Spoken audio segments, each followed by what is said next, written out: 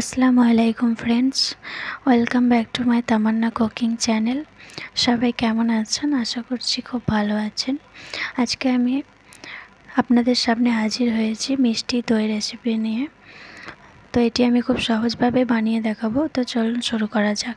তো প্রথমে আমি একটি পাত্রে 500 গ্রাম দুধ নিয়ে নিয়েছি। লিকুইড ফুল ক্রিম দুধ নিয়ে নেবেন অবশ্যই।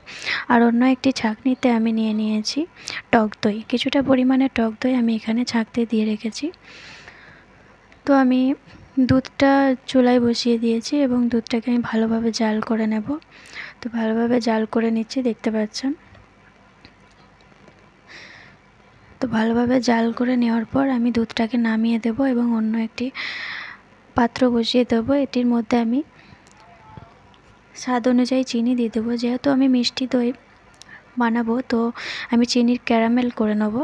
তো অল্প একটু পানি দিয়ে আমি ক্যারামেল করে নিয়েছি। দেখুন আমার চিনিটা ফুটে এসেছে এবং ঠিক এই কালার হয়ে আসবে তখনই দুধটাকে ঢেলে দিতে হবে। বেশি কালার করতে যাবেন না, তাহলে কিন্তু তেতো হয়ে যাবে এবং খেতে ভালো লাগবে না। তো আমি ভালোভাবে জাল করে নিয়েছি। তো একটি পাত্রে আমি এটিকে ঠান্ডা করতে দেব।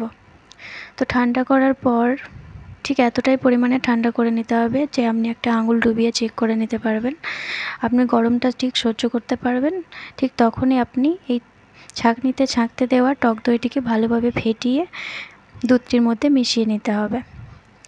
তো দুধটিতে টক দইটা দেওয়ার পর ভালোভাবে মিক্স করে নেবেন। তো মিক্স করে নেওয়ার পর আমি একটি ভাঁড়ের মধ্যে ঢেলে দেব। তো ঢালার পর আমি একটা পেপার দিয়ে আটকে দেব। পেপার দিয়ে আটকে দিয়েছি। তারপর আমি একটি চুলায় হাঁড়ি বসিয়ে দেব এবং এটিতে গ্যাসটা অন করে আমি একটা তাওয়াল দিয়ে আমি এটি দইয়ের ভাঁড়টি আমি রেখে দেব। তো ভালোভাবে ওপর থেকে আটকে দেবো তলিয়েটি এবং হাঁড়িটা ঠিক গরম হয়ে যাওয়ার পরই আপনি গ্যাসের ফ্লেমটা অফ করে দেবেন। তো এটা আমি সন্ধ্যের বেলায় করেছিলাম এবং সারা রাত এভাবে রেখে দিয়েছিলাম। তো সকালবেলাতে আমি ফিরে আসলাম।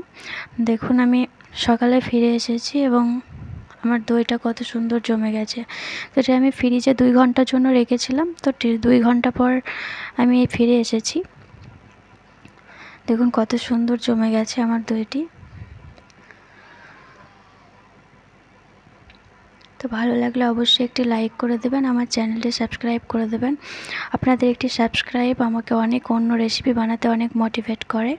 তো কমেন্টের মাধ্যমে জানাবেন কেমন হয়েছে। আশা করছি খুব ভালো লেগেছে। ভালো থাকবেন। আল্লাহ হাফেজ।